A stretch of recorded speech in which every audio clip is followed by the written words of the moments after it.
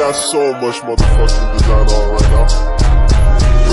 Bring it down, nigga, clown. I got 3 old guys on the block, bitches on my line, and you know. Assalamualaikum warahmatullahi wabarakatuh.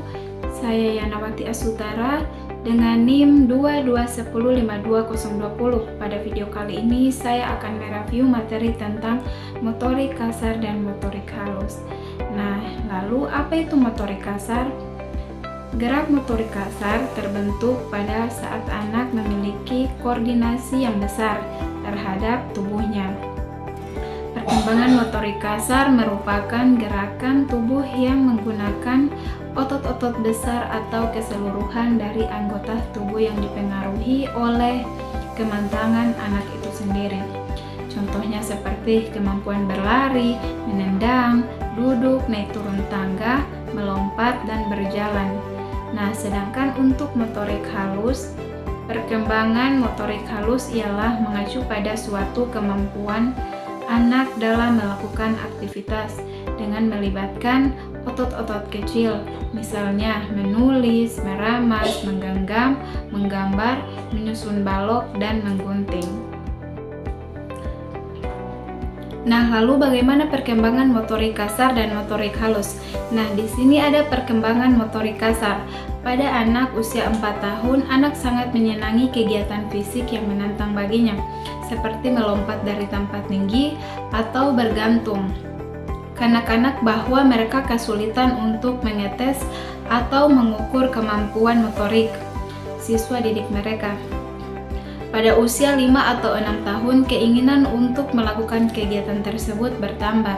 Anak pada masa ini menyenangi kegiatan lomba, seperti balapan sepeda, balapan lari, atau kegiatan lainnya yang mengandung bahaya.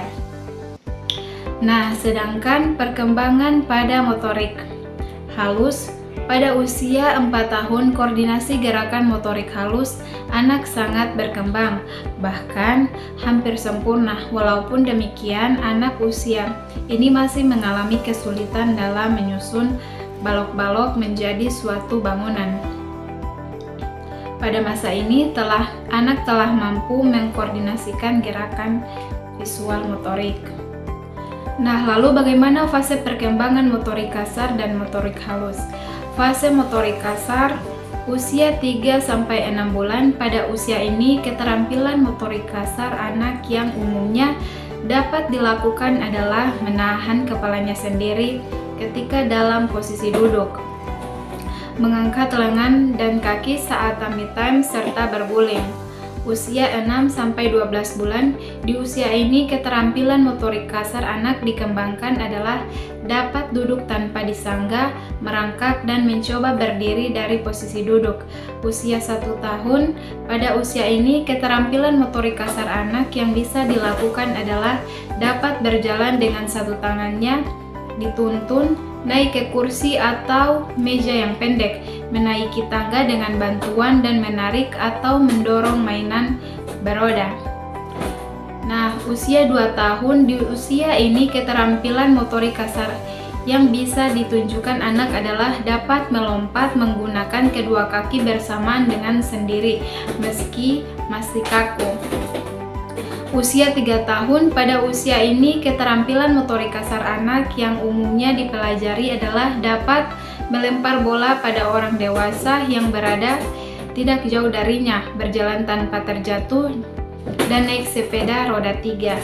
Nah, usia 4 tahun, di usia ini keterampilan motorik kasar anak yang bisa mereka kuasai adalah berjalan menaiki tangga dengan kaki bergantian, berjalan lancar dengan adanya perubahan kecepatan, dan menangkap bola menggunakan lengan dan tubuhnya.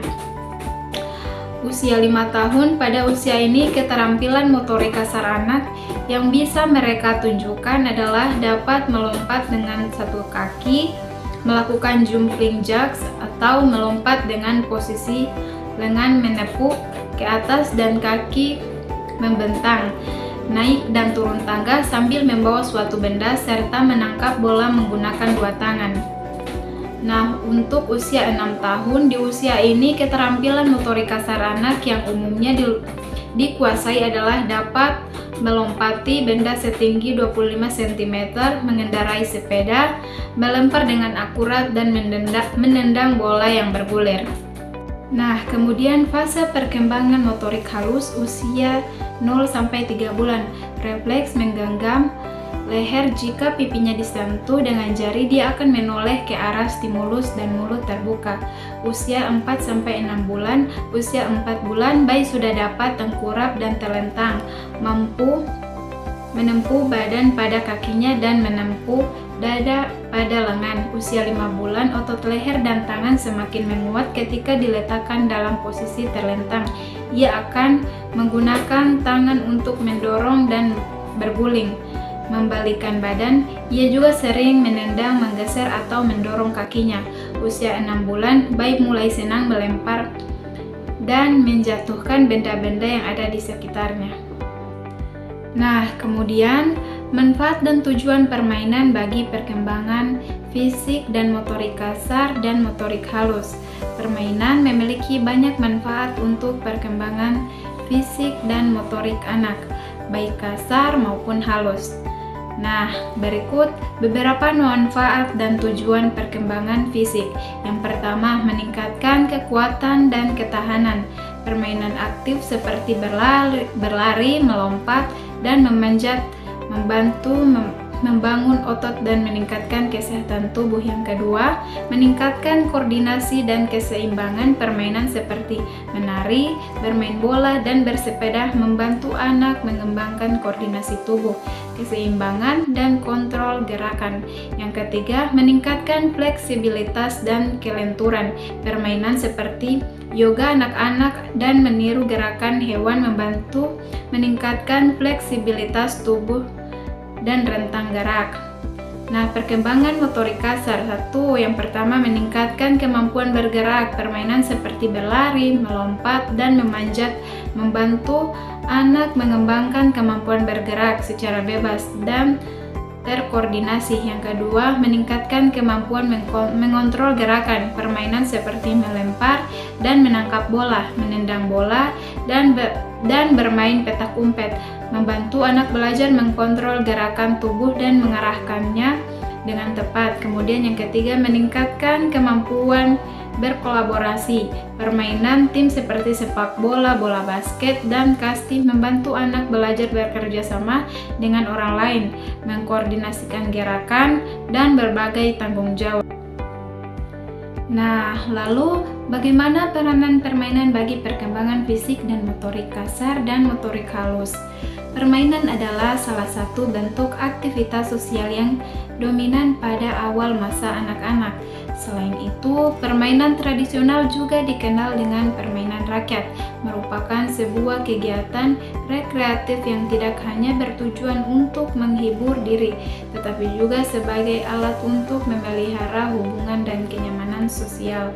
Dengan bermain, anak mendapatkan pengetahuan dan pengalaman yang membantu perkembangan untuk menyiapkan diri dalam kehidupan selanjutnya. Nah, sekian pemaparan materi dari saya. Lebih dan kurangnya saya mohon maaf. Wabillahi taufiq wal hidayah. Wassalamualaikum warahmatullahi wabarakatuh.